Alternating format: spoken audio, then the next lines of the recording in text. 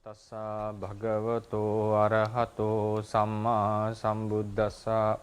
Namo tassa bhagavato arahato samma sambuddhassa. Namo tassa bhagavato arahato samma sambuddhassa.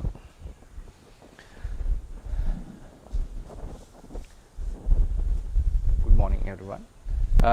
So we'll go into the lecture.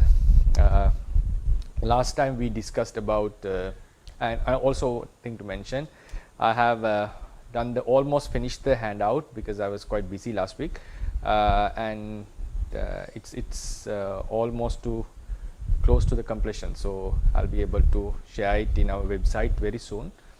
Sorry for the delay. So all the handouts for the entire 20 weeks will be soonly distributed. I couldn't finalize it, so due to my busy schedule. So today we start. Last week we discussed about the consciousness. We gave a brief introduction to it. According to Buddhism, Theravada Buddhism, consciousness and matter are two different elements, but they interdepend. They depend on each other mutually, and the main characteristic or function of the consciousness was to have the focus. We discussed on this. We call it the cognition. In the sphere of cognition, consciousness plays the main role, and it is associated with certain mental factors which we call chetasikas. So in this act of knowing an object, in this act of cognizing an object, actually it's a collective thing. It's a collective function is happening. Like consciousness and mental factors arise together, and they cognize a certain object, and then we do the activities, the mental activities. Sometimes we call it the awareness, sometimes we call it like attachment, sometimes we call that someone is depressed, someone hates another person. So likewise we may use different different wordings for these mental activities. We can call it sometimes we can call the subject can be called as a psychology, the psychic sphere of a living being, psychic sphere of a living being. So in this realm, the psychic realm, psychic doesn't mean that it's something transcendental or it's something spiritual. Here psychic means the cognition of a certain being, cognition done by a certain being. So this is a collective act. This is a collective act. It means now the focus itself cannot happen alone. The focus itself cannot happen alone. It has to be associated with certain mental factors. They are necessary requirements. Therefore, we have to say that there is a minimum level of cognition according to the Buddhist teachings. Minimum level of cognition. What does it mean? The focus alone cannot happen, for instance, without the feeling. Without the feeling. It means when the cognition is happening, when we know a certain object, there is a must that a certain mental, I would call a facet or an aspect of this cognition becomes sensitive to the flavor of the object. If I say it in different words, object is always known together with its flavor. An object is always known together with its flavor. So likewise, there are minimum requirements for this act to come into completion. Otherwise, the act of cognition is not possible. So that's why we call it a collective function. It's a collective function. So in this function, the basic mental act is the consciousness, because it is the focus which facilitates the other functioning of sub-mental acts I would call them submental acts, the chetasikas, or sometimes we can call the other mental acts. So other than the focus, there are certain mental activities. Activities mean mental emotions sometimes that function at that same moment together with the focus. But focus is the forerunner. Focus acts as the surface or as the main reason, main component of this act of cognition. And that we termed as consciousness. So before going into consciousness, I decided to take a different approach in explaining the consciousness, rather than going in the traditional way of explaining the number of consciousness and consciousnesses. I would would use a plural word which is not normally used in English, but Venerable Bhikkhu Bodhi also have used this, adapted this plural form, consciousnesses, something like that. I know it's not proper English, but it's a terminology that we can adapt to in our Buddhist teachings. Consciousness refers to a one act of knowing an object. The plural consciousnesses means the many chittas that occur, because according to Buddhism, it's not just one consciousness which cognizes all the objects that we encounter in one life. Consciousness it rapidly changes. A consciousness appears, passes away, another consciousness appears, passes away. It's happening as in a generation. So rather than going into explain the consciousness in detail one after another, which I also did in my Sinhala fundamental class, I would take a different approach. First, discussing about the mental factors, because mental factors, consciousness itself is the mere focus of towards an object.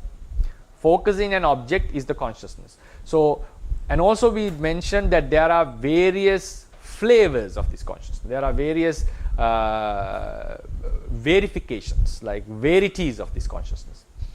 So why they are various or why they are different from each other? According to that diversity, we have 89 types of consciousness, according to the diversity. But consciousness itself has the characteristic of focus, but based on different criteria or different ingredients it associates, or different functions it performs, or different bases is associated. So based on different aspects, we classify the consciousness, or we explain consciousness in 89-fold.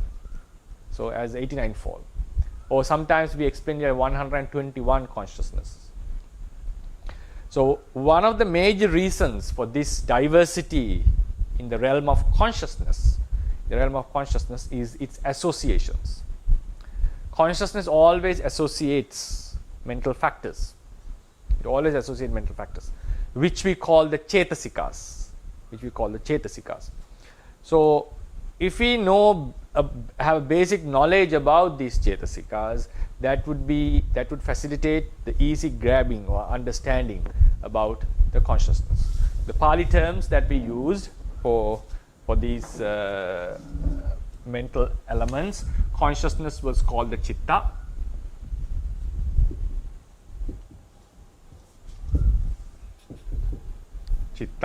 Then mental factors were called chetasika. So rather than starting from the consciousness, I would start from mental factors. So these mental factors that are associating the consciousness, I'll remind again, consciousness can never happen alone. It is always associated with certain mental factors. We have 52 types of mental factors according to the Theravada tradition. 52 types of mental factors. In different traditions, like some like Sarvastivadins and so forth, they would classify the mental factors in a different classification method. So there are like the sati.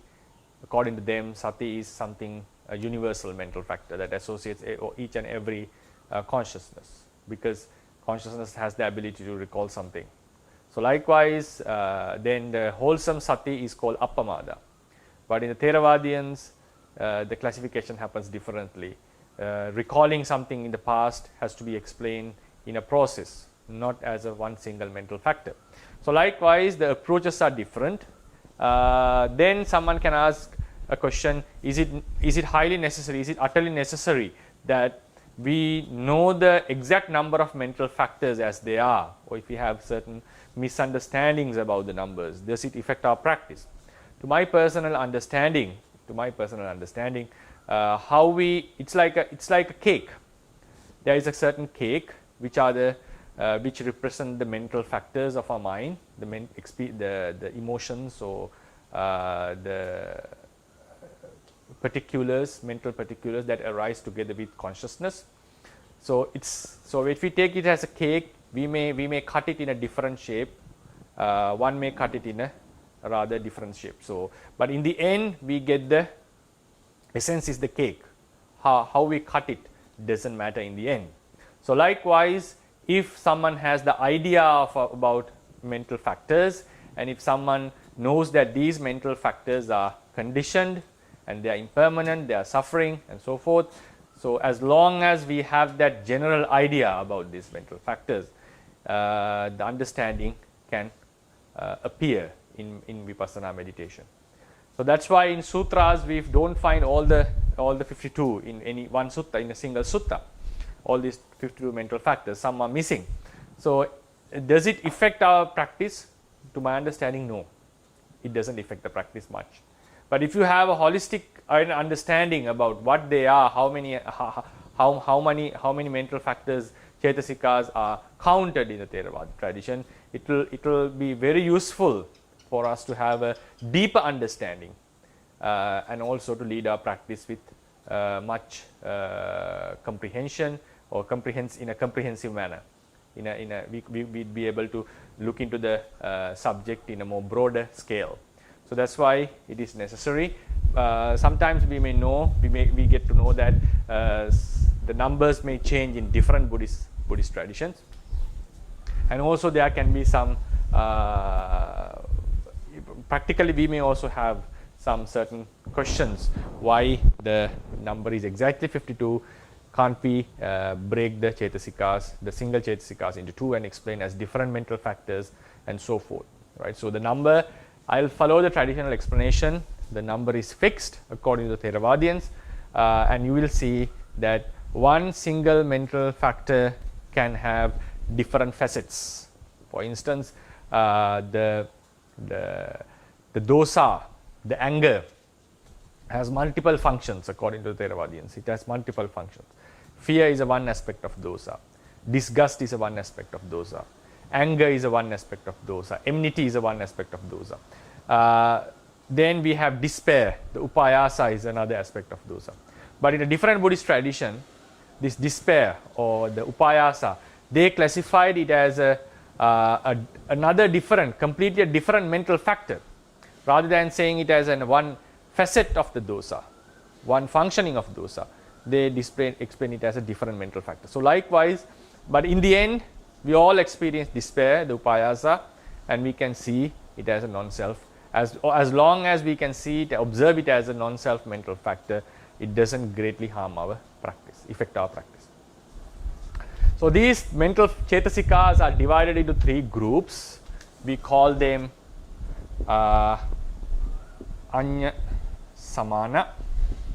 Anya Samana means they are miscellaneous, like they can appear in good and bad. They may associate good mental factors or bad mental factors, miscellaneous, right? Miscellaneous. Then we have akusala. These are unwholesome. Then we have sobana, not kusala. We call it beautiful. Beautiful mental factors. Right? These miscellaneous. How do we spell miscellaneous? M-I. If someone can help me for the spellings. Speaker Dhamma. Speaker Dhamma. Speaker again. Miscellaneous. M-I-S. How do you? Could someone help? I think it's M-I-S-C-E-L-L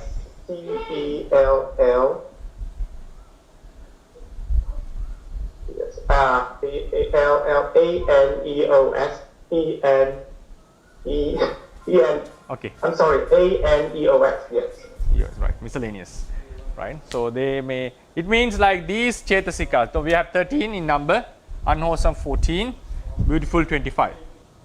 So these mental factors can never mix together. They can never appear together. It is not possible that they may appear. It is not possible that they may appear in a one consciousness. But these miscellaneous mental factors may associate unwholesome factors, and sometimes they may associate the wholesome ones.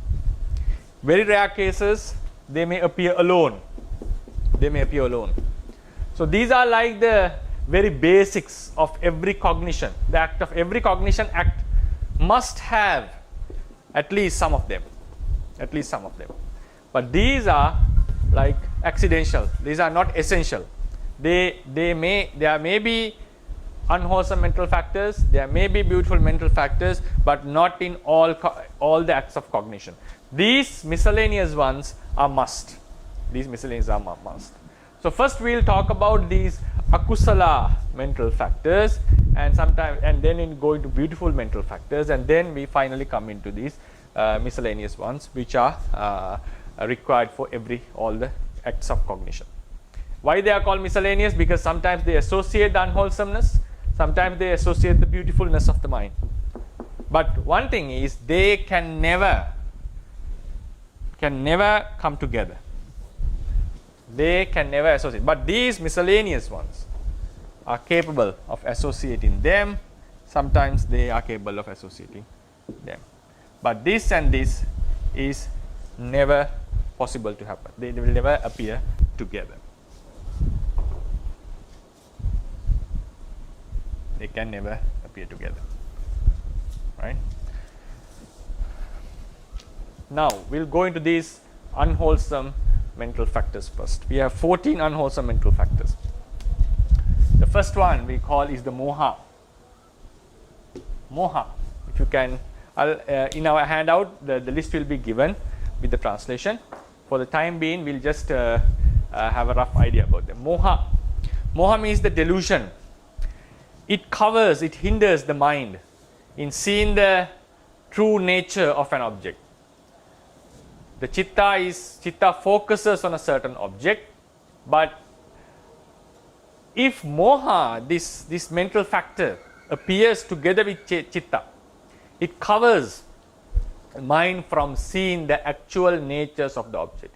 It doesn't allow the mind to take or know the object in its actual form or actual qualities. That is the functioning of moha. We call it delusion. Right? We call it delusion. So what is this delusion? What does this delusion mean? Sometimes we may have ignorance. Another word is ignorance. Ignorance, like not knowing, unknowing something.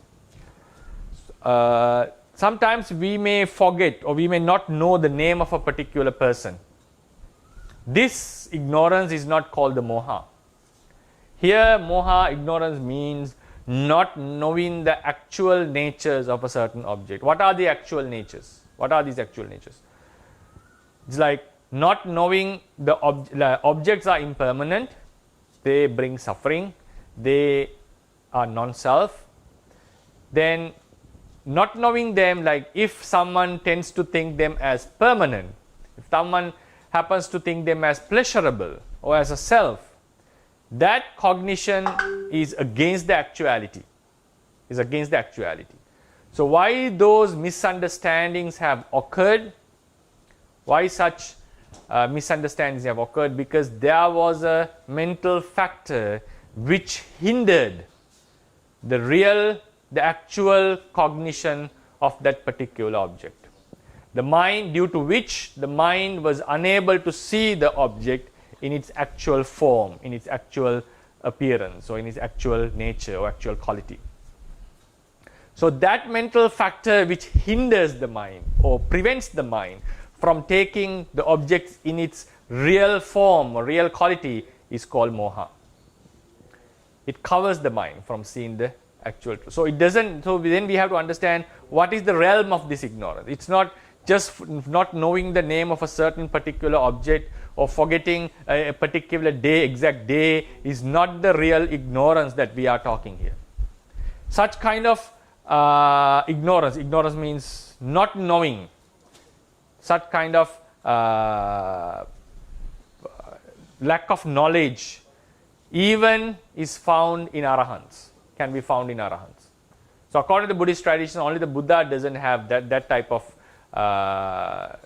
not knowing, like lack of knowledge. So therefore, but the arahants we know have completely eradicated the moha. Therefore, moha means, here the moha means the mental factor which covers the mind from knowing the actual true qualities. So this is an unwholesome mental state. It's an unwholesome mental state. Then we have another 4 law called ahirika, anuttappa, and uddacca. Ahirika, anuttappa, and uddacca. If we explain them briefly, ahirika is shamelessness, moral shamelessness, moral shamelessness. Right. Make a pain on that, any? Right. Moral shamelessness. It means sometimes we have something called the moral shame, that due to which we feel shameful to do certain bad activities. So this, when the moral shamelessness in our all ignoble acts, unwholesome acts, we can find this moral shamelessness. All the acts are associated with moral shamelessness. We normally explain it like our mind stream is quite pure by birth, because it's not the rebirth consciousness is not defiled according to the Buddha's teachings. Pabassaramidam bhikkhave cittang. Then if certain defiling natures appear in our mind, there is a mental state which facilitates these unwholesome states to occupy our mind. So therefore, it's also considered as a immoral quality. Anuttappa is moral fearlessness.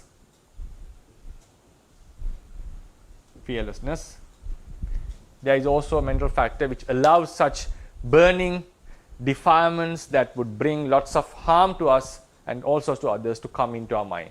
So they facilitate the unwholesome acts. Then uddacca is restlessness. Right? Uddacca is restlessness.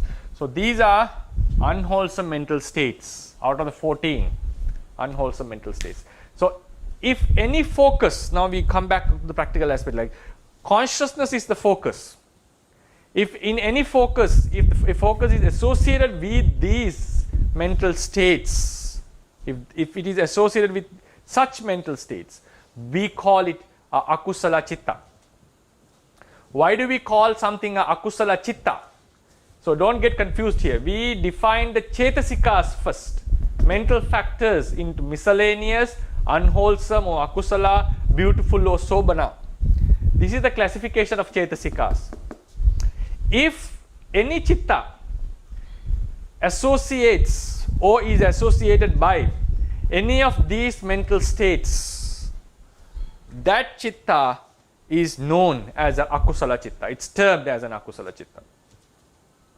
So we all know that in the consciousness, the realm of consciousness, we have 4 types of chittas. We have akusala chittas, kusala chittas, vipaka chittas, and kiriya chittas. These are the 4 types of consciousness.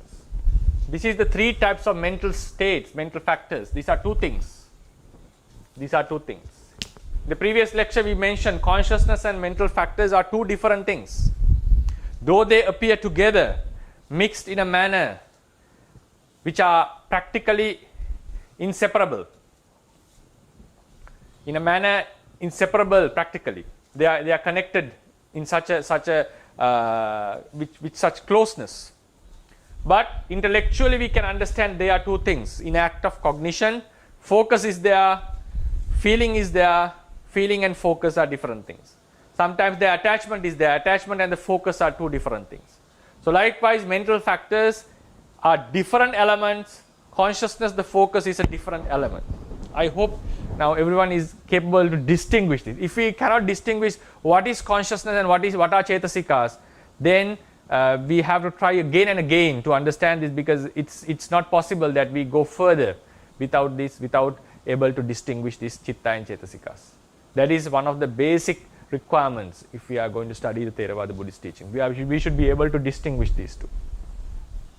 Then at least theoretically in the beginning. So mental factors, cetasikas, are 52. So they are divided into these groups. Consciousness is just a one element. It's just a one reality. But this one reality is divided into 4 groups.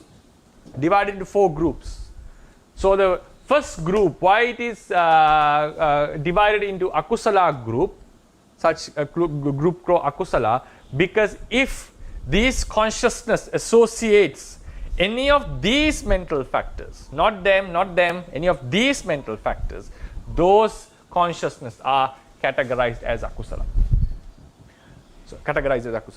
So based on the proportion of these mental, proportion means the number of these mental factors, what type of mental factors are associated, then we have 12 types of akusala chittas. The number of chittas become 12 because there is 12 types of verities in that particular akusala chitta based on how they are, what sort of akusala cetasikas associate them. So then, like we just discussed, now there are 14 types of akusala cetasikas written here, 14. So these are the main 4 of these 14. Then we have some other like lobha. Lobha is attachment towards a particular object.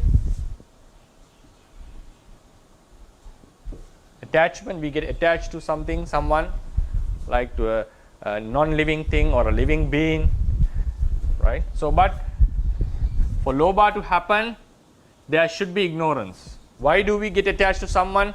Because we doesn't see the exact truth in that person, the true nature of that person. We don't see the true nature of an inanimate thing. So we start to hold it, or we start to get attached towards that object. So then we sometimes have a cetasika called ditthi. Ditthi is wrong view. Ditthi is wrong view. Now with the attachment, with the ignorance, sometimes we may come into wrong conclusions about certain particular objects.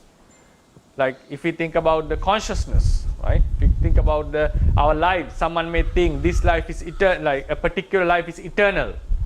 This life or the soul will end.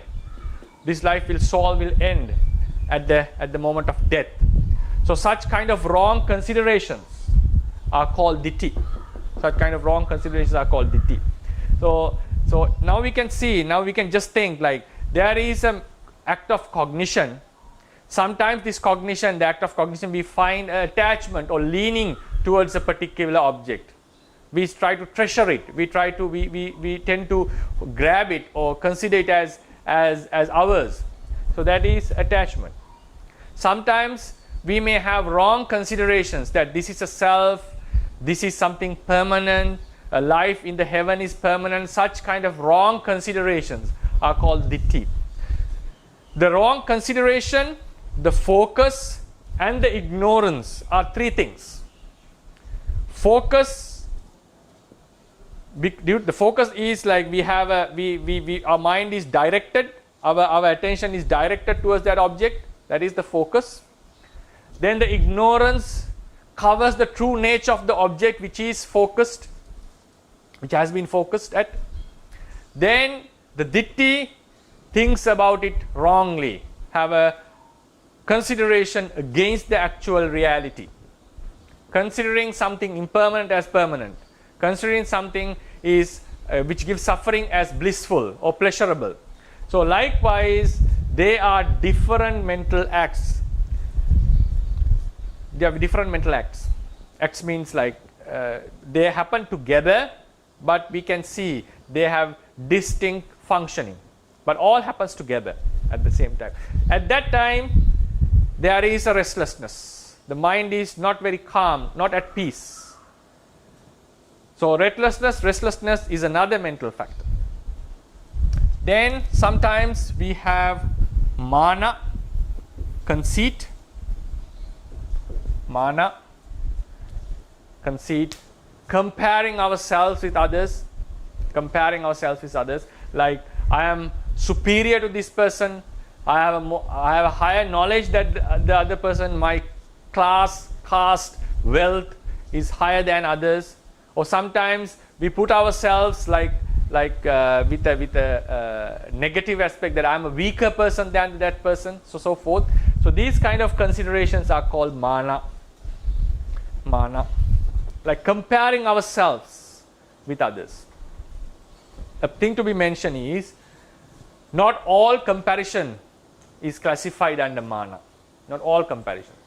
For instance, Buddha mentioned that he has a knowledge more than any savaka, any of his disciples, any person in the world. So that kind of consideration, according to Buddhism, we call it a wise consideration. Knowing exactly what is the true, what is the position, the real position, our position in the society, in the world. Now if we go near to a king in the ancient days, we would not keep ourselves above him, because we know according to social hierarchy it's not proper. When we go to visit a monk, a pious devotee goes to visits a monk, he may not sit in the same position with a monk, because he finds it not appropriate, because the devotees think that the monk has a higher virtue than themselves. So then we know how to pay the respect, how to express our respect. Children and parents have different positions in their family relationship. So knowing the actual position of the person is not mana. Mana here means maybe someone is actually higher in the society due to his wealth, due to his skills, due to his virtue, due to the power he possesses, whatever reason it is. Knowing that in the actual sense is not mana, but if someone get intoxicated due to this superiority over others, like due to his highness, or due to having more wealth over others, or having more power over others. So if someone feels like a certain kind of a pleasure, or I would not say all pleasures are associated with mana, but like if someone is ignorant or conceit about himself, feels proud about himself over others, or looks down upon others, like consider them as like ignoble or weaker or lower to him in status. So this kind of consideration is what is called mana. In the negative aspect, we have something called hina-mana, like blaming ourselves, putting ourselves in a lower position, like not knowing the actual position in the society, but with a negative aspect. So likewise, this consideration about ourselves is also is counted as an unwholesome mental state in Buddhist teachings. Then we have another group called dosa, anger. I think there's nothing much to explain about this. All of us experience this mental state, like the lobha. Then we have issa, we call jealousy. Jealousy means not appreciating others' success, feeling like a sort of a discomfort when we see others are gaining success. This is called jealousy. This is called jealousy. Then we have Maccharya. Maccharya is we call stinginess. Stinginess means not liking this. Just stinginess doesn't covers the entire range of Maccharya. Just one translation, one word of translation would not cover the entire range of these Pali words. Stinginess means like he doesn't like someone else to get something like he has. Like for instance, just not liking someone to get another person, to one of the friends to get a good car, not be feeling uncomfortable with that is jealousy. If someone doesn't like the person, the friend, to obtain a car like he has, that is stinginess. That is Maccharya, I would call. Normally the word stinginess means that he is not willing to give anything to someone, but this Maccharya, like someone comes and uses my objects, like look into my phone or something, then sometimes we feel a little bit uncomfortable. If we feel uncomfortable that thinking that he may break it, that's a different case. Like a baby comes and takes something and we know that he is not capable to handle it properly. So that time we feel a little bit uncomfortable and we go and take it. That is a different thing, that's done with wisdom. But sometimes we have a feeling that we doesn't like, it's a very low mental state, like using our house, someone using our chairs or equipments, like. So then sometimes we feel a little bit uncomfortable with that. That is called stinginess.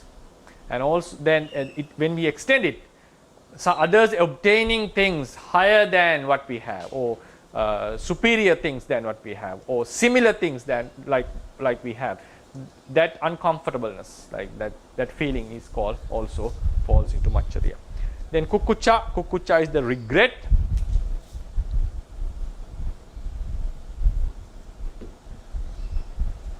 Regret over the things that we have done in the past, mainly about the unwholesome things that we did and the opportunities that we missed to do good things. Unwholesome things we did and the opportunities we missed, like sometimes we feel, oh, I could have meditated the last month, I just spent the last month just looking into the internet and so forth without spending much wholesome things. Maybe saddyak enawa neda? Oh, no, mata enawa. So likewise these feelings, remorse about our past acts is called Kukucha. Then the another thing to be mentioned is like, so these four, like ignorance, moral shamelessness, moral fearlessness, restlessness, these mental qualities are found if in all the akusala chitta, like if any of these states are found, the remaining three is surely to be found. But the thing with these is, if lobha is present, any of them are present, none of these four would appear. It means even within the realm of unwholesomeness, lobha and dosa, lobha and issa, lobha and maccharya, lobha and kukucha can never come together. Like that's why we categorize these three in one group and these four separately. They are not able to coexist. They have contrasting features with each other. Within the group, they can associate. Lobha can associate ditti, lobha can associate mana, but it's also mentioned these two cannot associate each other. That's a different case. But the entire group will never associate, this lobha group would never associate the dosa group. Right? So within the, now we all in the beginning we mentioned the unwholesomeness and the beautiful chetasikas. Unwholesome chetasikas and beautiful chetasikas can never mingle together. They can never come together. Likewise, within the unwholesome group, lobha can never appear with dosa. And ditti can never appear with dosa. They may follow each other. That is possible. Like sometimes we may get attached to a certain particular object. Suddenly we like we are watching a nice movie or a pleasant, listening to a sweet sound or song. Suddenly the electricity is cut off. Then we lose that object. Suddenly the dosa, anger, sorrow, sadness would appear. Therefore, the dosa can easily follow lobha, but they can never associate together. They can never associate together. One time I remember a very good question was asked, can lobha change into dosa or can dosa change into lobha? Are these characteristics are interchangeable? No. Lobha is always lobha, dosa is always dosa in its characteristic. It doesn't mean that the one lobha persists throughout our entire life while we get attached to various things, or one dosa is present when we dislike something, various objects. There are different realities arising again and again, but they share the same characteristic. All the dosas share the same characteristic of disliking the object, going against the object. All the lobha within one life or within the entire samsara, within the entire animals, human sphere, share the same characteristic of getting attached to a particular object. Their characteristics are never interchanging. But lobha triggers dosa. Dosa can trigger, really it can trigger more lobha. And the next thing is, their qualities are not interchangeable. At the same time, they do not associate each other. They do not associate it, but they may proceed one after one. Lobha, because of lobha, we may have dosa. That's why dosa. That's why Buddha mentioned pemati jayati soko, pemati jayati bhayam. Because of lobha, one can get sorrow, one can get fear. Fear of losing that particular person, or sorrow when we lose that particular person, whom we got attached to. So that is also one thing to mention. So these are all akusala mental states. Now we have already discussed, I think, 11, right? 4 here, 3 here, 4 here. So altogether 11 mental states. Then we have 3 more. 3 more. The next 2 are thina and middha. Sloth and topper, right? Topper, 1P or double P, I'm not sure. Sloth and topper. So these are laziness. This is the weakness of the mind. They appear together. Technically, we call the laziness or the weakness of the mind, weakness of the mental factors, but always they appear together.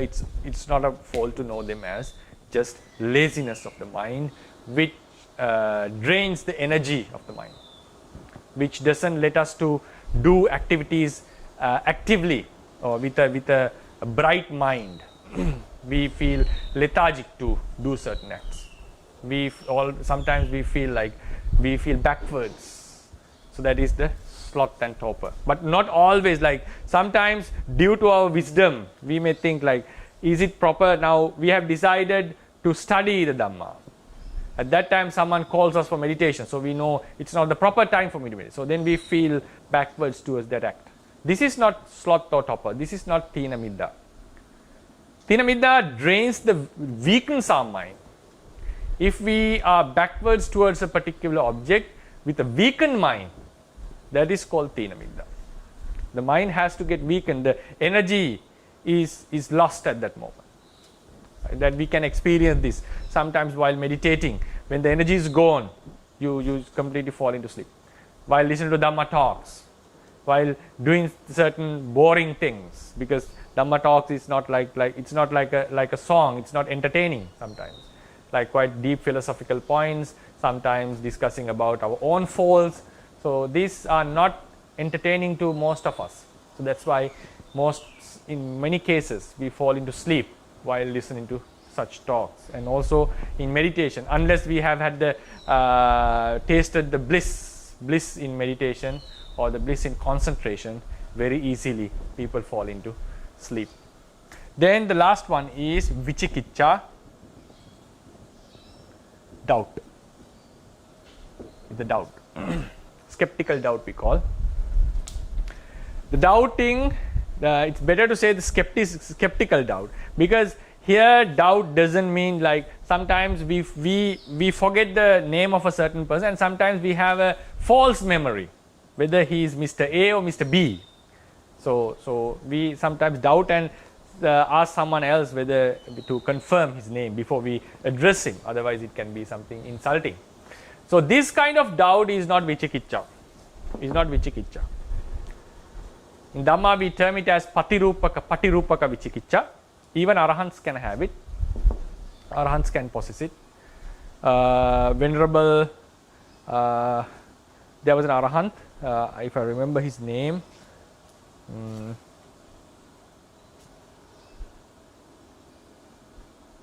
Kumara Kassapa. Venerable Kumara Kassapa had a doubt about his ordination, whether he was a real monk or not. Even after being an arahant, he had a doubt about his ordination, because Buddha said that one has to become at least 20 years to become a full-fledged monk. So likewise, these are not the doubts we discussed. This vichikiccha is doubting about the rebirth, doubting about the past lives, doubting the fruitfulness of this practice, doubting the existence of nirvana, doubting the possibility of someone becoming a Buddha. So these are doubting the actual phenomena of the world. Such doubts are considered as unwholesome. Why they are unwholesome? Isn't it that someone, a wise person should not doubt, like shouldn't have a doubt? Yes. Doubt is a very basic quality of a wise person. Like doubting means like investigating whether it's correct or wrong, So in that sense, investigating is not doubt according to the teaching, not vichikiccha. It's like we are investigating, we haven't come into a conclusion. But sometimes, even after we have done the research, the mind is still in a dilemma. It's like it's unable to distinguish what is correct and what is wrong. So this level is called the doubt. Not just listen, a beginner to the Dhamma would try to listen what the rebirth is and what are the counterfacts for rebirth, and we listen to both these facts, and then we come into a conclusion. Either we accept the rebirth or either we reject the rebirth. Sometimes we come into an agnostic position, like we are not accepting anything. That is also another position. But the doubt means sometimes we see that there is a possibility of rebirth, there is a possibility of non-rebirth, and the mind is pending in these two. That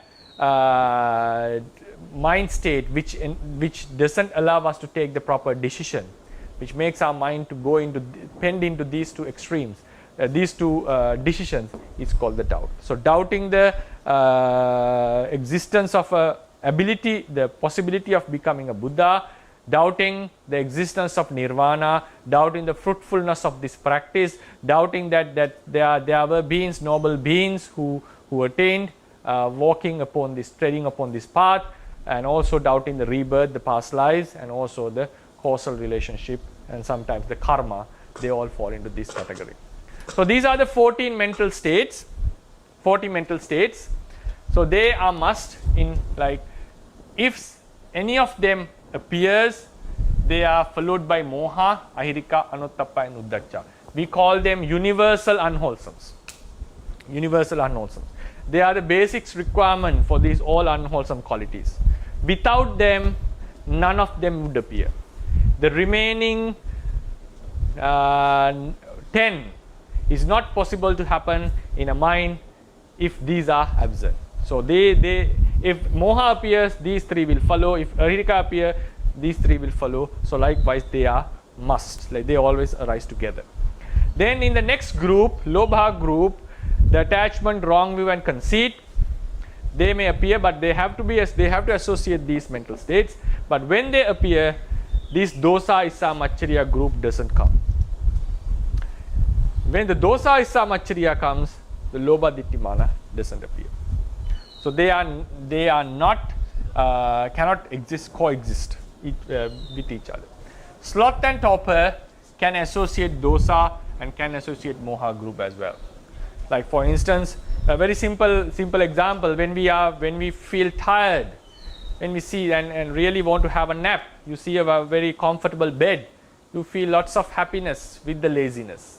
Like while someone is sleeping and wants to get up in the early morning, sometimes we go back into the sleep again with a happyful mind state, like liking the laziness, liking the sleep. Sometimes we are supposed to do things, our mind has fallen into the drowsiness, but we have to continue it. So we really feel uncomfortable and tired. So that time this laziness is associated with dosa. So they can associate with both lobha and dosa. The last one is doubt. They neither associate dosa, neither associate lobha, they only associate these mental states. So there is a order how they are mixed, these mental states. The point I want to emphasize is all these 14 mental, if a consciousness, a focus, I'll come back to the consciousness story. If the focus is associated with any of these mental states, that consciousness is termed as akusala. According to the number of the mixtures of these mental states, there are 14 akusala mental states. So according to the how do you call it, like mixture, what type of mental states are connected with others? So we have the akusala chittas are 12 in number. There are 12 types of akusala chittas. When we say akusala chitta, we are giving attention to the focus. That focus is associated with any of these 14 mental states. Any of these means with these 14 mental states. So in the Chetasika group, we have 14 akusala chetasikas. If a consciousness associates them, that is an akusala consciousness, akusala chitta. So there are 12 types of akusala chittas based on what numbers, how many particular chetasikas are mixed. For instance, if only this and this, sometimes with this is mixed, we call it lobha chittas, consciousness associated with lobha.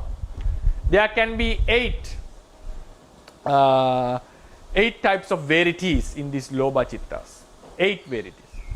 Then if this is connected with this, the dosa appears with them, there are 2 types of consciousness.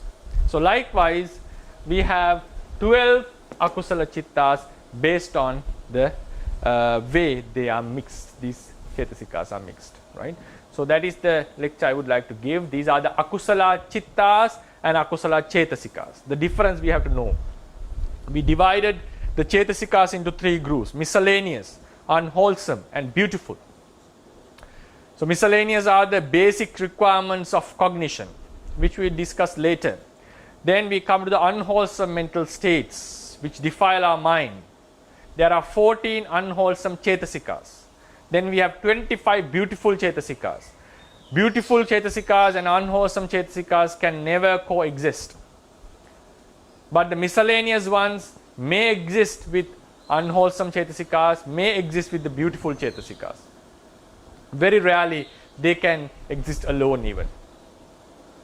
Then if any focus is associated with any of these akusala chetasikas, 14 akusala chetasikas, that focus is classified as a akusala chitta. Akusala chitta. So when we say akusala chitta, it's not just the chitta alone. They are associated with akusala chetasikas. Actually, why a certain focus, why a certain chitta is termed as akusala chitta? Because they associate akusala chetasikas. So therefore, before we study the akusala chitta, at least we should have a basic understanding about the akusala chetasikas. Why something is called akusala chitta? Because they associate akusala chetasikas. So what are these akusala chetasikas? They are 14 to the way they are mixed with each other. How many, like for instance, if lobha and the first 4 arise together, those chitta is called a lobha mula chitta. If dosa and these 4 appear together, that chitta is called dosa mula chitta. So the way they are mixed with each other, the manner they are mixed, according to that, we have 12 types of the akusala chitta. The consciousness can be explained in 12 ways. In 12 ways, right? In 12 ways. For that, if we go further, we have 8 right? 8, 2, 2. These are the 12. 8 means 8 chittas associate lobha, ditti, mana and so forth. Right? 8 chitta, we call it lobha mula. Then we have 2 chittas with dosa mula, and we have 2 chittas with moha mula. One chitta associate with chikicha, the other moha mula chitta doesn't have any of them. They have only these 4, right? None of these, right? But in that chitta, restlessness is very strong. This is how the akusala chittas became 12. Based on the 14 akusala chetasikas. So today we discuss about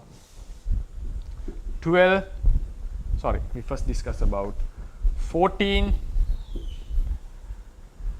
akusala chetasikas, and based on these 14 we have 12 akusala chittas, right? 12 akusala chittas, right? To conclude the class, why do we call akusala chitta based on these 14? Why it became 12? According to the way the akusala chetasikas are coexisting, the way they are coexisting, right? If any chitta is associated with lobha, ditti, mana and the first 4, they are called lobha mula. There are 8 types of such chittas. Then if any chitta is associated with dosa, issa, machariya, kukucha and the first 4, they are dosa mula chittas. There are 2 types of such chittas. If any chitta is associated with vichikicha and the first 4, that is a moha mula chitta. And another one moha mula chitta. Another moha mula chitta is they only have these 4 with a strong restlessness. So these are the 2 moha mula chitta. Why they are called moha mula? Because they have only moha as the root, right? The first 8 was called dosa mula. They have lobha as the root. They do have moha as the root, but lobha is dominant. Second one, why they are called dosa mula? Because they have dosa and moha, these 2 groups, but dosa is predominant, right? So this is how we discuss about akusala chittas and akusala chetasikas. So then next week we'll proceed to like kusala vipaka kiriya and so forth. Yeah, I'll conclude the lecture, opening the forum for the Q&A session. Thank you so much, Bhante. Sadhu. So hello everyone. So as usual, if you have any questions, please I can put it in the chat box so you can raise your hand. Okay, I have a question in the chat box. Okay. So the question is, Bhante, what is the Sinhala word for focus? Is it ekaggata? No, Sinhala word, okay, that is, how do you call it? Focus, focus it? Avadhanaya. Okay, anyway, only the Sinhala speakers, Avadhanaya we call.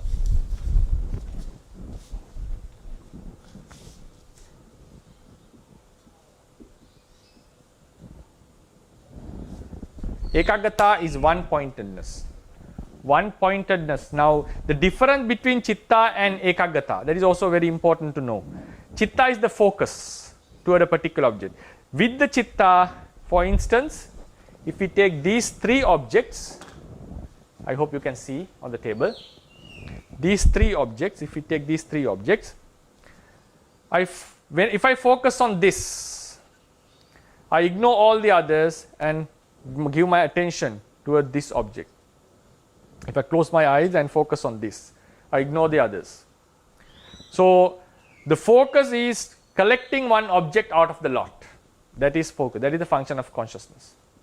Then, this particular object, there are various ways that this particular object can be known. We can consider it as a purple thing. We can consider it as something used to erase the whiteboard. We can consider it something plastic with a sponge. So likewise, we can have look into this in various aspects. A lot of possibilities. The way the object can be taken. So out of these all possibilities, ekaggata places the conscious in one aspect of the object. In one aspect of the object. One facet, I would call. And one facet in the way it can be taken. So when we come into this difference of consciousness and ekaggata, we have to take the object as a one thing. This object is. If we focus on the color of the object, that is a different case. If we take this duster, this is a one object. And that can be taken, that can be known with different attentions. Different attention means different ways, like various ways. So one pointedness focuses on one of the facets of this object. Facet means not the sides.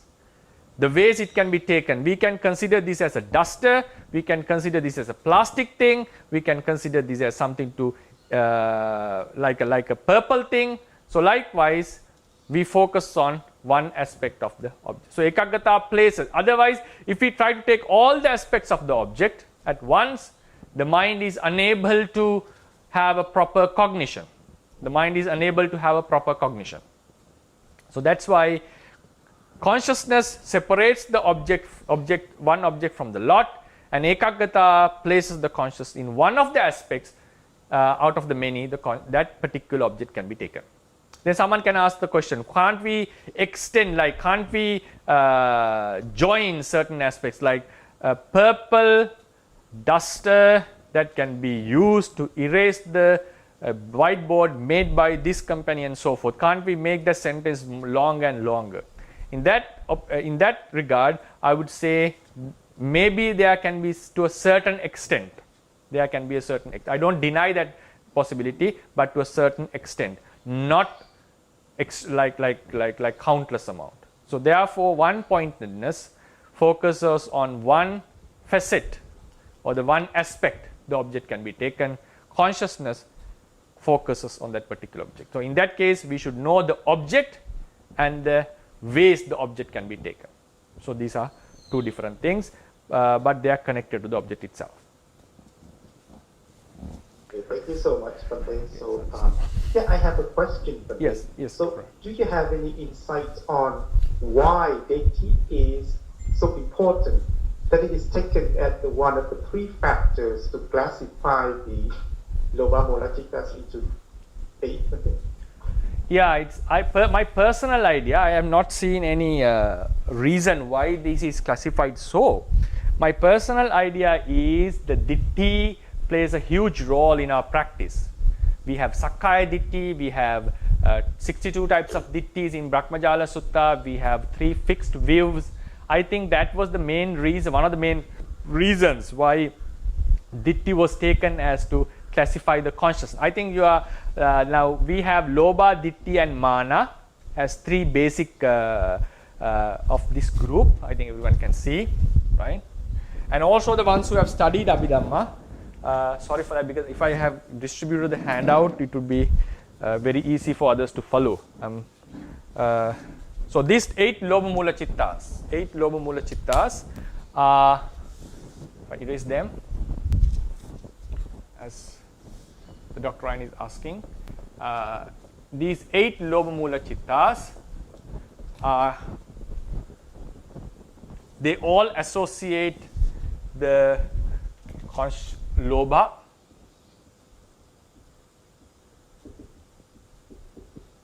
right? All associate the Lobha. One is Somanassa, it's a pleasant feeling. Somanassa Sahagata. Ditti, associate with Ditti, Ditti Sampayutta. Then Asankharika. I'll write in shortened form. Then we have somanassa, ditti sampayutta, sasankarika. Then someone asks somanassa without ditti. Ditti vipayutta, asankarika. Then we have somanassa, ditti vipayutta, sasankarika. Then the same 4 is repeated 6, 7, 8. With instead of somanassa, we have upekha. But the same 4 is repeated. Like upekha sahagata, ditti sampayutta, asankarika, sampayutta, sasankarika. Then upekha sahagata, ditti vipayutta, asankarika, sasankarika. The same is repeated here, right? Example, ditti with wrong view, asankarika is prompt, sasankarika. I'll explain them in the next lecture. What is asankarika and sasankarika? Then we have ditti vipayutta, asankarika and sasankarika. So next week I'll explaining what is this promptness and promptedness and all this. So as I think another question that can be raised is, now according to them, ditti has taken a main position. All chittas are associated with lobha, and a chitta is classified as connected with ditti, not connected with ditti. Connected with ditti, not connected with ditti. Connected with ditti, not connected with ditti. But mana is not given that position, right? So I think the thing was, because the main role ditti plays in our sasana. So because one time one of my friends asked the question, why can't we say somanassa sahagata mana sampayutta asankarika, mana sampayutta sasankarika, mana vipayutta asankarika, mana vipayutta sasankarika?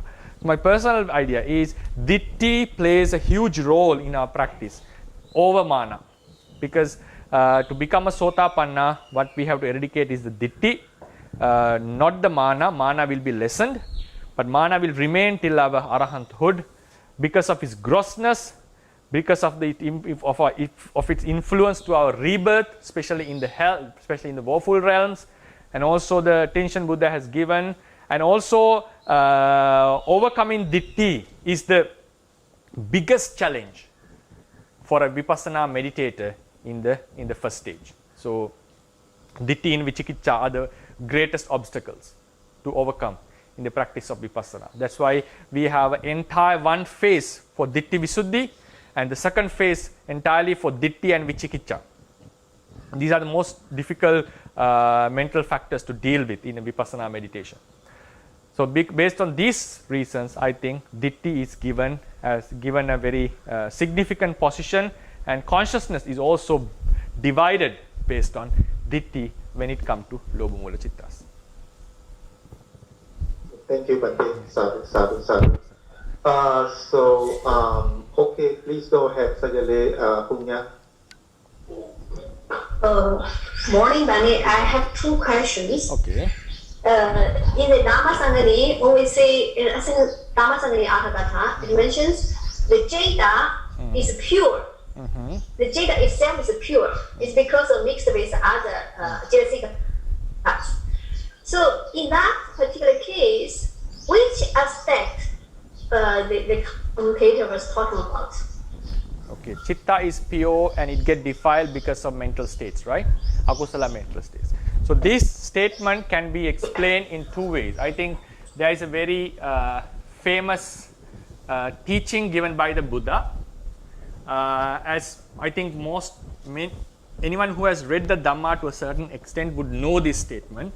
The Buddha mentioned pabassara midam bhikkhave chittang tanchako agantukehi upakkilesehi upakkilikta. So the meaning of the statement is, monks, the consciousness is pure. Pabassara midam bhikkhave chittang. Pabassara midam bhikkhave chittang.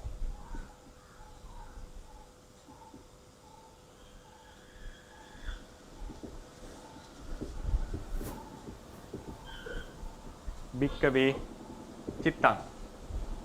Panchako agantukehi upakkilesehi upakkilikta. So I'll just focus on this aspect. Pabassara midam bhikkave chitta. Monks, this consciousness is pure. It's bright, we can call. Undefiled.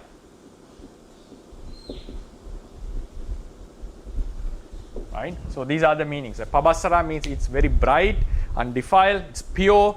It doesn't mean that the consciousness has is illuminating like something with a physical photons. It's not illuminating like a light. It's undefiled. It's lightness, brightness. Brightness actually is explained because it's undefiled. Then it becomes defiled by visiting, like incoming defilements. What are these incoming defilements?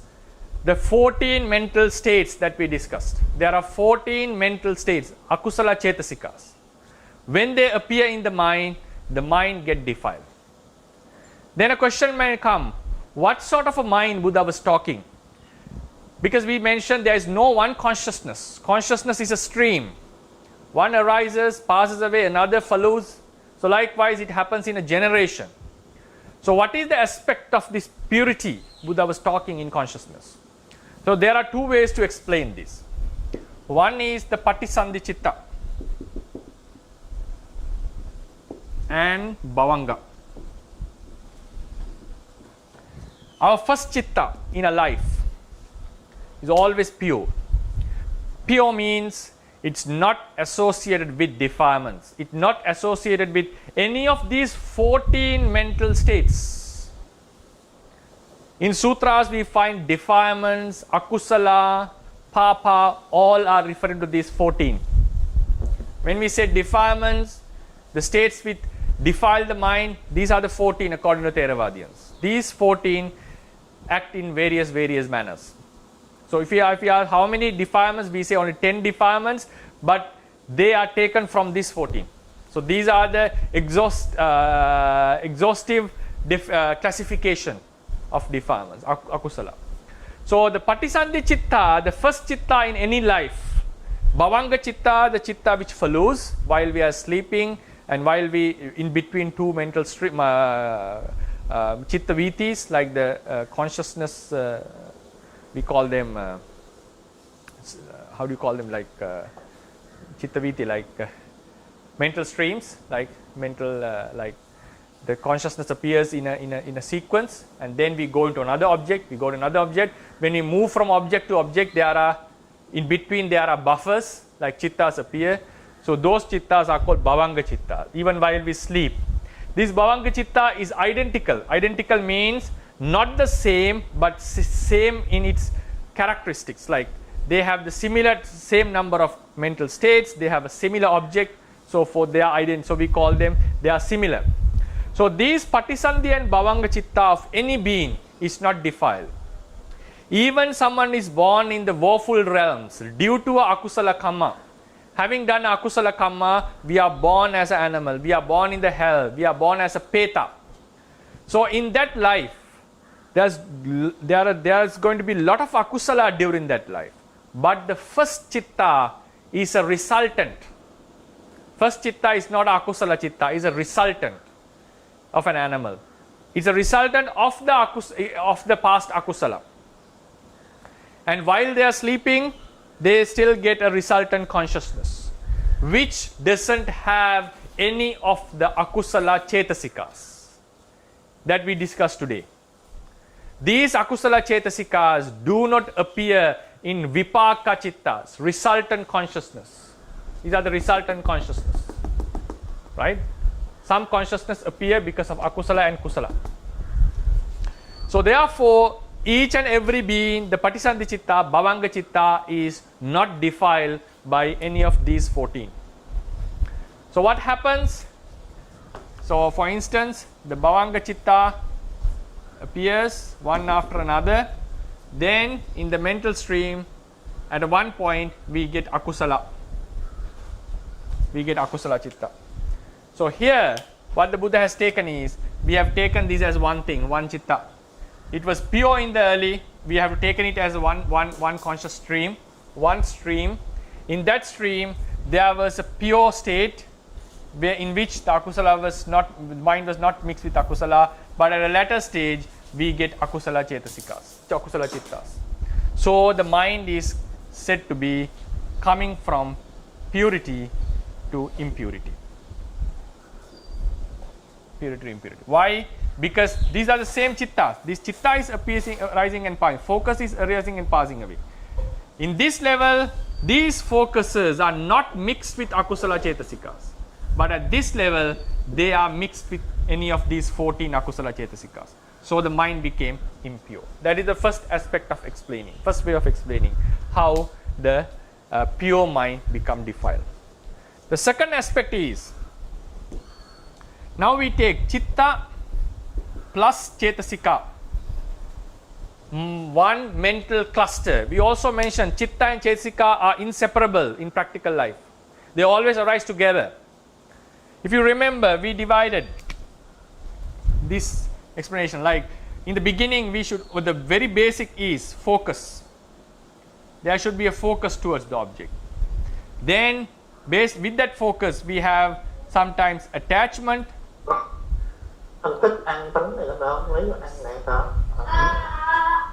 We have wrong view, focus, wrong view, and so forth, some mental states. So these are cetasikas. This is chitta, right? So the next explanation is the chitta, the focus is neither beautiful nor unwholesome. It's just a mere focus. But when it is connected with unwholesome states, this chitta is also considered as defiled. Because of the defilements, they are connected with, focus is connected with unwholesome states, so we consider this chitta is defiled. In case with this focus, instead of akusala cetasikas, if beautiful cetasikas like saddha, sati, hiri, ottappa, alobha, adosa, that mindfulness, compassion, loving kindness, wisdom, such beautiful mental states appear with them. In that sense, we call this focus as a wholesome chitta, a purified chitta, we call it. So likewise, then in this aspect, focus itself is undefiled,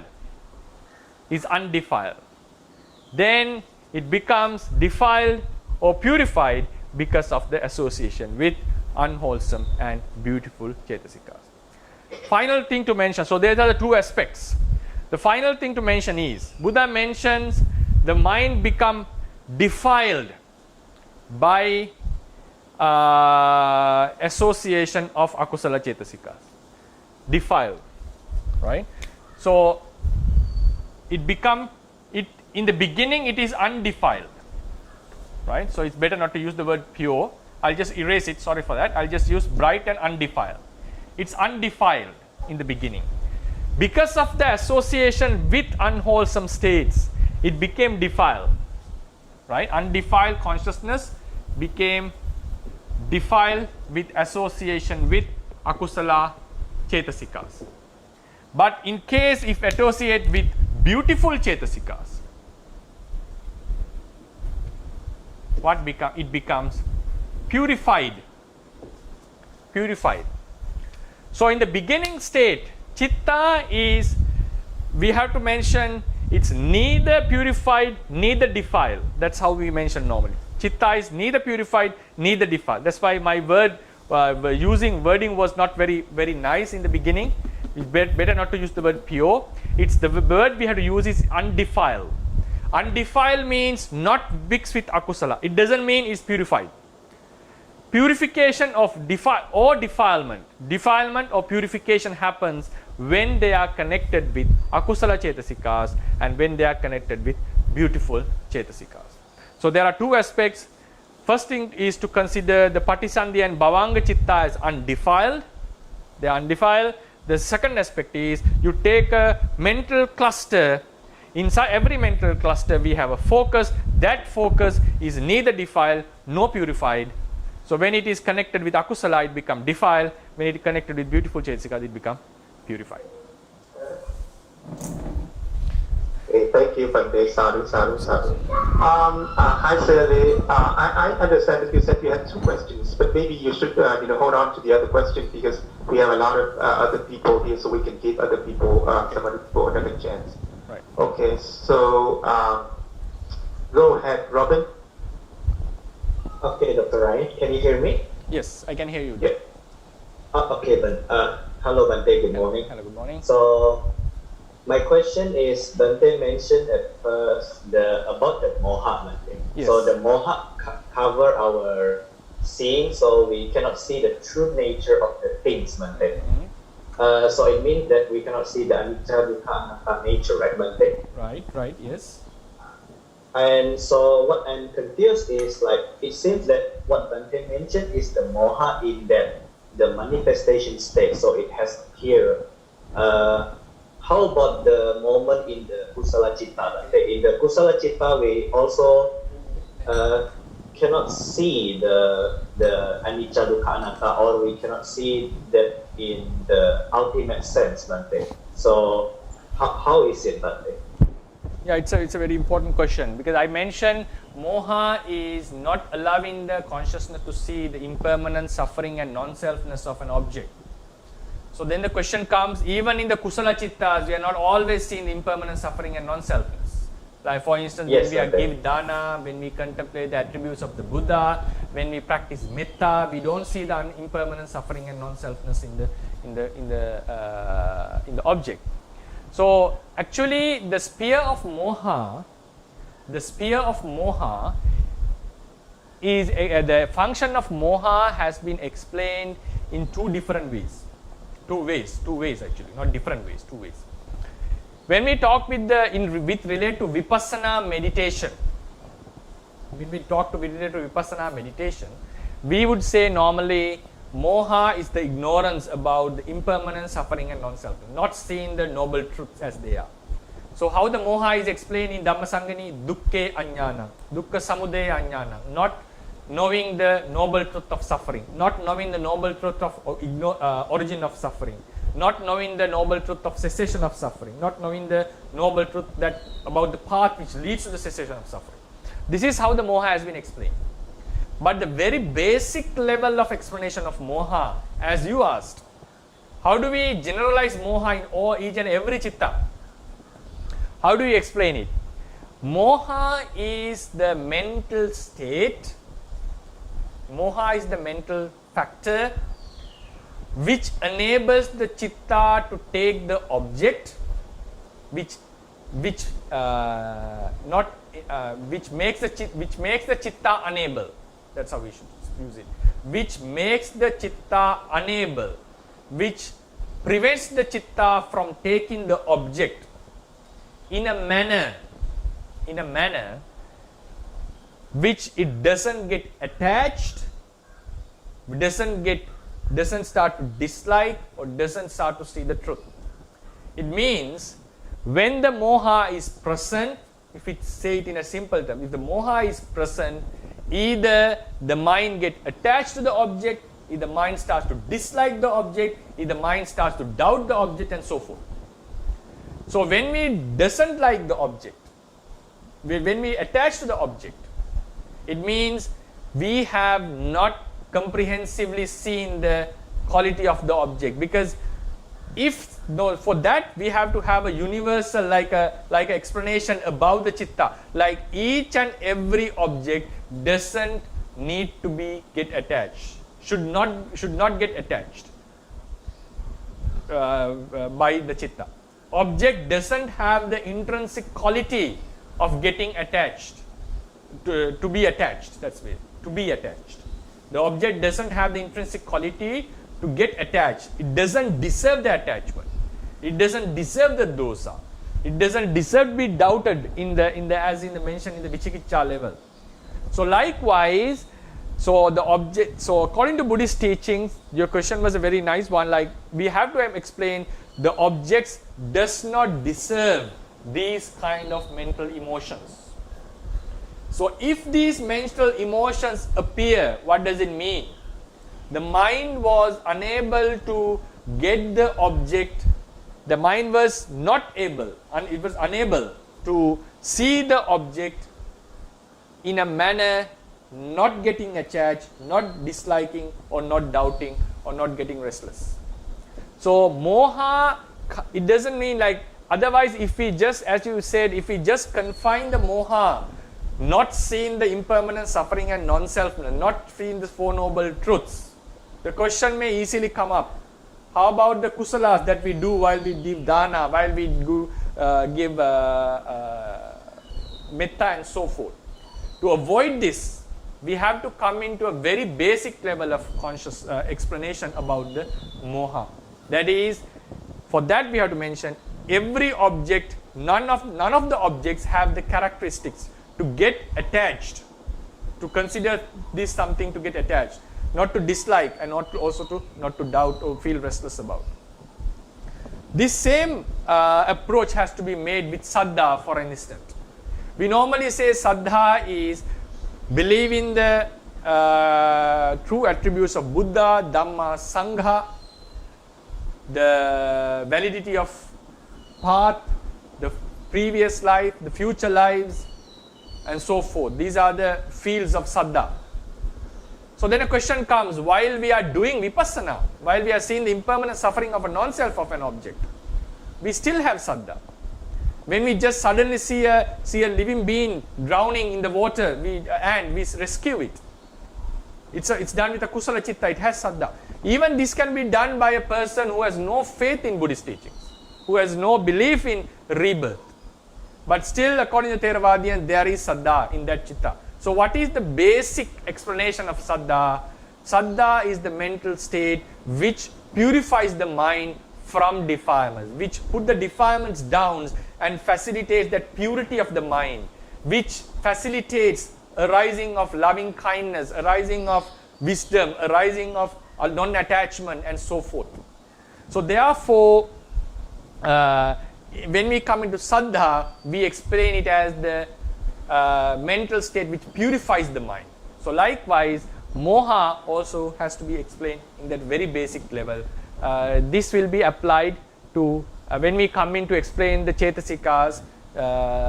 We have to explain it in a such a basic level, but in the teachings we find it in a particular level. But when we want to generalize these cetasikas, we have to explain it in very detail. So in a kusala chitta there is no moha. Why is that? Kusala chitta doesn't have lobha, doesn't have dosa. Kusala chitta doesn't have the doubt. It means the chitta has taken the object in a manner in which it doesn't get attached, it doesn't dislike, it doesn't get doubted. So therefore moha is not present in kusala chittas. I hope you had the idea about it. Like, if I know it's maybe I was unable to present it nicely. How do you feel? Do you have any further questions on this, Robin? Yes, but actually, like what I want. Is it okay? Yeah, small? Sure. Yeah. So like, as far as I know, the moha is also prevent us to see things in the ultimate sense. Is it correct, Bhante? Like, we just see the concept because of the moha. No.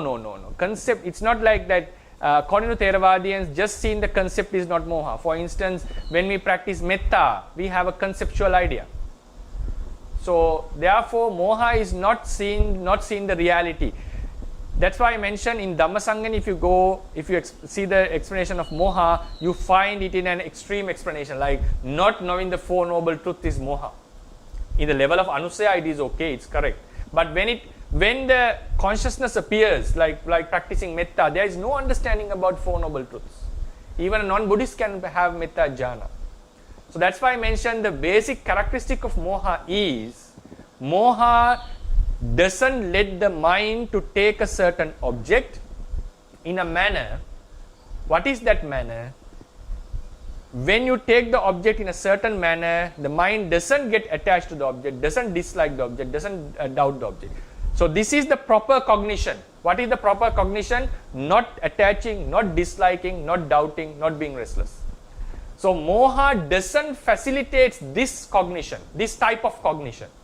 Because of the covering done by moha, when the object is known, either the chitta starts to attach to the object get attached to the object, starts to dislike the object, start to doubt the object, or start to get restless about the object. So this covering is the basic functioning of moha. Basic functioning of moha. For instance, we think about the Buddha. We have the concept of Buddha. We consider him as a person, but in a noble sense, in terms of noble truths, he is constituted with elements which are suffering. His rupa belongs to the truth of suffering, and only his palachitta is out of the Four Noble Truths. So likewise, even now, knowing Buddha as an enlightened person is a conceptual idea. We have the concept in our mind at that time. So that, but still we pay respect to him, we consider him we esteem him, we keep him in a high position, and we go refuge under him. So at that time, there is a conceptual idea in the mind, but it is not considered moha. Why is that? If moha is present, there should be either lobha, dosa, doubt, or restlessness. So what does it mean? When the moha is present, moha doesn't allow the mind to take the object in a proper manner. What is that proper manner? Not to get attached, not to dislike, not to get restless, or not to doubt. So that is the very basic function of moha. Whether it's a concept or not, whether it's a reality or not, it doesn't affect, it doesn't matter. It doesn't mean that concept when we take an object, conceptual object, moha should be there. It doesn't mean like that. Okay, thank you, Bhante. Sadhu, sadhu, sadhu. So I see the time is Yes. up, but we still have one more hand and Okay. 3 more questions. So what do you think, Bhante? Then how about just the hand? Then we'll leave the Oh, questions to the next week. I'll just it will be in the chat box. I'll Yes. check them and decide whether to answer the next week or in a further, because there are some few more questions that were raised which will be Sure. answered in future lectures. Yeah. Yes, okay, Bhante. So please go ahead, Mr. Ananda. Thank you, Bhante. Actually, it's just a simple one first.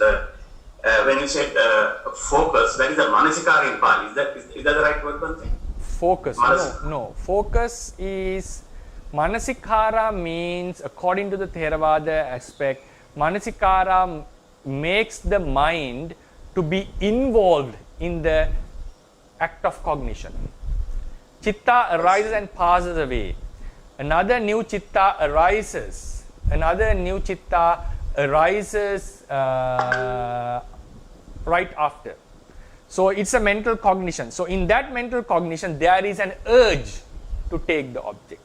There is a urge for this cognition. Urge means there is a mental quality which led the cognition to happen, taking an object. That is called manasikara.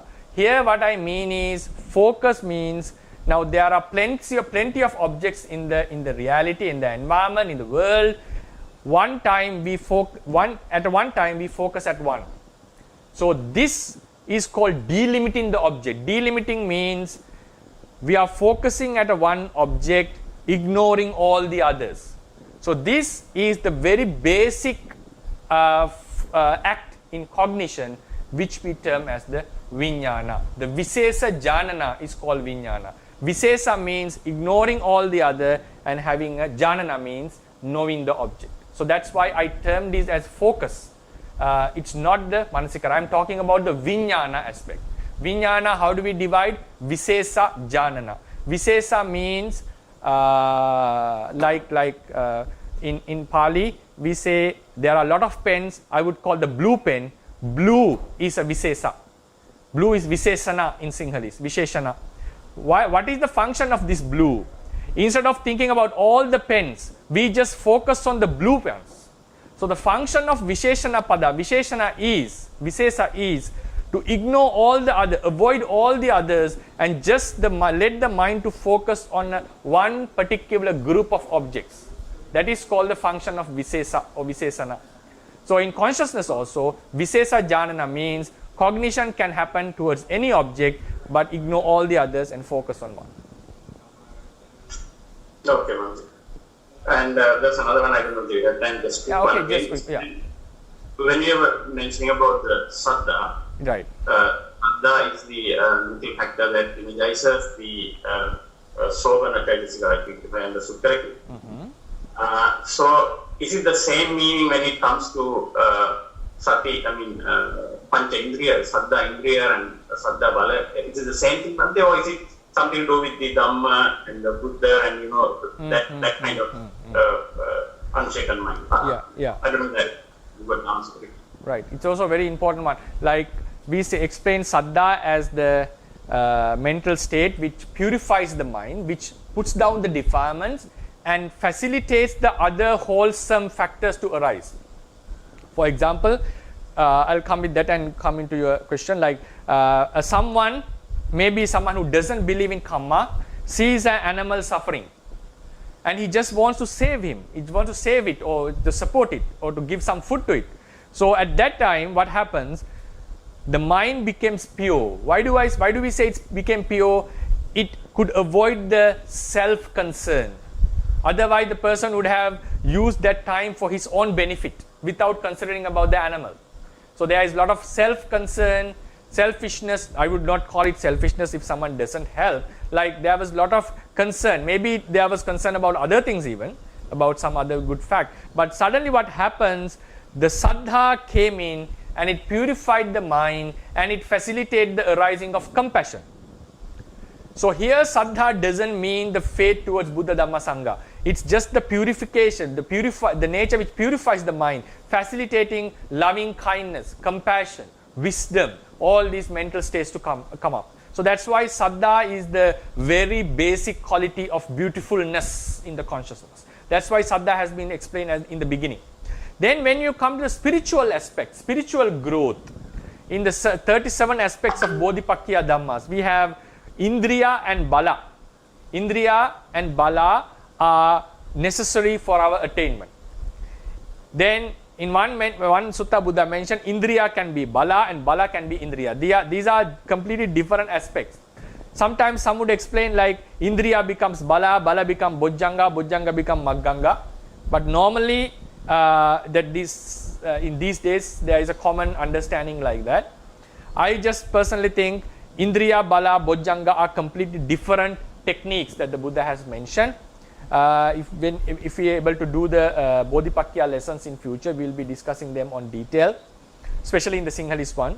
And then when we come into the spiritual aspect, Saddha mainly refers to the faith towards the Buddha. Bala means unshaking faith towards the Buddha. So Saddhindriya means the faith which drags you to in the practice, like which gives you a power to go forward in the practice. Bala aspect is unshaking aspect. Indriya can be explained in few ways, Bala can be explained in few ways. It's unshaking, it destroys the doubt. There are few functions of this. So when it comes to the spiritual aspect in Buddhist teachings, especially with regard to Vipassana and so forth, Saddha is confined mainly to Buddha, Dhamma, Sangha and so forth. Because when you have strong faith in Buddha, Dhamma, Sangha, strong faith in Kamma, strong faith in the practice, that is time we exert effort. When we exert effort again and again, we get the constant mindfulness. When we have constant mindfulness, we develop a very strong concentration. When the concentration is there, we get the wisdom. So they are linked with each other. So as you said, when it comes to the spiritual aspect, we are talking about Saddha in that level, but not in the very basic level that we discussed. But this very basic level of Saddha has been discussed in the Udayavya Jnana in the Visuddhi Magga. At that time, when we are focusing on Anicca, Dukkha and Anatta, there is a strong purified quality in the mind, which is called Adhimokha. So it is explained in the tradition. This Adhimokha is the faith, the Saddha. But that faith is not the faith towards Buddha, Dhamma or Sangha. This faith is just the purification of the mind. So at that level in Vipassana, mind is very purified, highly purified. So there is no defilements at all. Sometimes the yogis think that they have attained the Maggapala. So therefore, Saddha has two aspects. The Pasada Saddha the purifying, the nature which purifies the mind, and the Saddha in the spiritual aspect, believing Buddha, Dhamma, Sangha, Kamma, rebirth, and so forth. So when it comes to Saddha Bala and Saddha Indriya, we are talking this second aspect, not the very basic aspect. So Bande, on the same thing. So when you attain Sotapanna, and they are also we are talking about Saddha. So it is the same, the spiritual Saddha. Yes, exactly. Exactly. Yeah. Okay, Bande, thank you so much and good afternoon. So I think the time has passed, and for the questions that were put in the chat box, I'll read them and decide when to answer them in the further lectures. So thank you for joining, and wish this merit would help to sustain the Buddha's teaching for a longer period. Buddha sasanang chiran tithatu, Buddha sasanang chiran tithatu, Buddha sasanang chiran tithatu, sadhu, sadhu, sadhu.